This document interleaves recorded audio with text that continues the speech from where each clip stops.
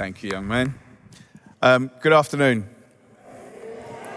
Okay, bore da. So as you can tell from my accent, I'm a Welshman. First of all, being up here is a real privilege. And when I looked at that questionnaire earlier, I was one of the 5% that's been to 5 or more of these. This is the second one I've attended as a staff member. Previously, they were always graduations as a graduate. And I went through some old photos and I saw the last one I attended as an attendee was 2016. Let's go back. So I attended my first rap program in 96 and it was on the old GH&K unit. I think I lasted about 5 weeks. I got kicked off that one. So I got my first prison sentence at 14 and my last at 42. So I'd done quite a bit of research and I learned quite a lot. But what I found out way on down the line is probably I felt really lonely inside. I felt really lonely, really empty, really afraid. I was really afraid. I learned that I struggled to connect with people honestly. I could tell you a load of stuff, language. I could tell you a load of stuff that I think you'd wanted to hear to get what I needed. But I could never tell you how I felt about myself or my place or how I felt within the world. Loneliness. Listening to all the shares that have come before, there's bits of that everyone has said that resonated with me. Josh said something about shame. And for me, shame is something that rolls downhill. And we don't really talk about shame. It's not really understood. People don't really get how powerful that is, but it's endemic and it's part of the family illness. So I spent a long time not knowing who I was, feeling shame and not having the capacity or the understanding that I just needed to be able to share that with someone that would free me from that prison which was here and here. So 96. So I remember going to loads of fellowship meetings in prison in Wandsworth. And I would go and I'd sit in those rooms and the men would come in and I'd listen to them and I believed every single word. You know, I even had the experience of people coming in who I used with. I knew their story, they knew my story. But when I left that room, it was gone. It was gone. So I spent years running up and down, running around wings, getting whatever I needed, to keep doing what I was doing. And then every time, just before I got out, it was going to be different. It's going to be different. It's going to be different. You know, and so I spent quite a bit of time going in and out. And actually, many times, prison saved my life because it was a respite from the life that I had to go back to.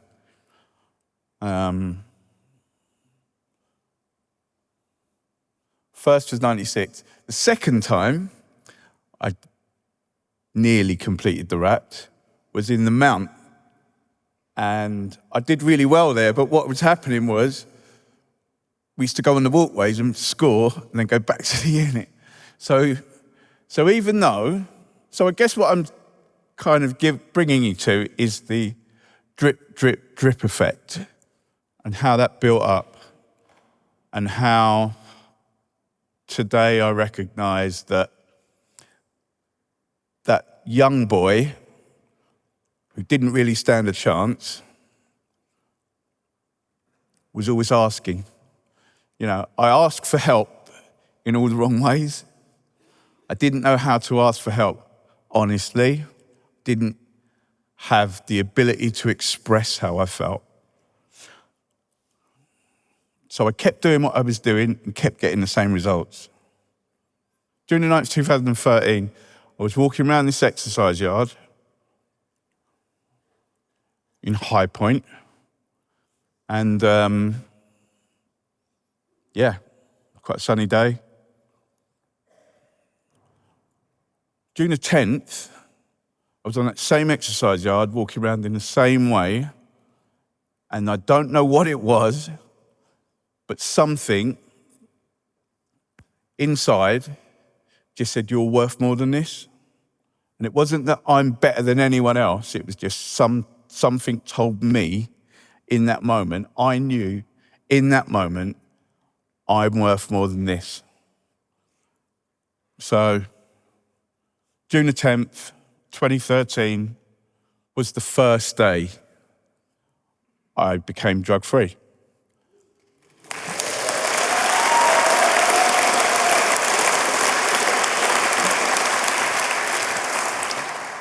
"11 years, 7 months, and 15 days.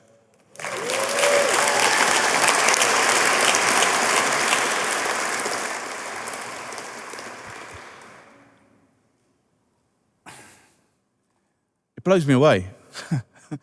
From a kid from West London, Ladbroke Grove, who never thought he'd get out of anywhere else. People I grew up with die. Kids where I come from die or do long sentences. That's my trajectory. They were my peer group. That's what it looked like. I live in Wales. I live 20 minutes from the mountains, 20 minutes from the beach. Let's go back to graduating the RAPS program in High Point. At the end of that sentence, I'd learned enough to know that in order for things to be different, I needed to do things differently. I managed to get treatment to go out to, and Forward Connect sent a car to pick me up and drive me from Stradolshall, Newmarket, High Point, to a treatment centre in Weston-super-Mare. And this random bloke turned up and talked at me all the way. I can't remember his name, I can't remember what he said, but what I know is I felt safe. I got to that treatment centre and I went through treatment, and I can remember being 9.5 weeks into treatment and saying to my counsellor, am I all right? He said, you're not all right because you've done nothing since you've been here. I actually believed that I was there to help everyone else get well because I'd already got well. So that scared the bejesus out of me. And so for the last 3 weeks, I began to kind of do some work. And I guess from that point on, life's been fantastic. I lost my mum in early recovery to breast cancer. I didn't use. I still do meetings. So I turned up to fellowship, did all of that stuff. I got to do work that I love, so it's not, I got a job that enabled me to do stuff that I love, so it didn't become work. So I worked in Bristol for 10 years, and I kind of worked around services and homelessness. And then last year, this role came up for the Forward Trust. And for me, it was a no-brainer because circles of life, the way things. So now I work in prisons in Wales, and I listen to these men sit on these chairs and talk a load of stuff that I used to say.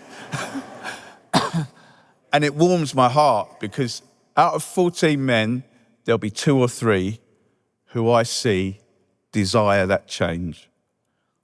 Every time there's another group, I get to see these men and I get to see the possibility. And the opportunity to do that through Forward Trust continues to give me the joy and the opportunity and the ambition to stay with and to continue doing the work for these men.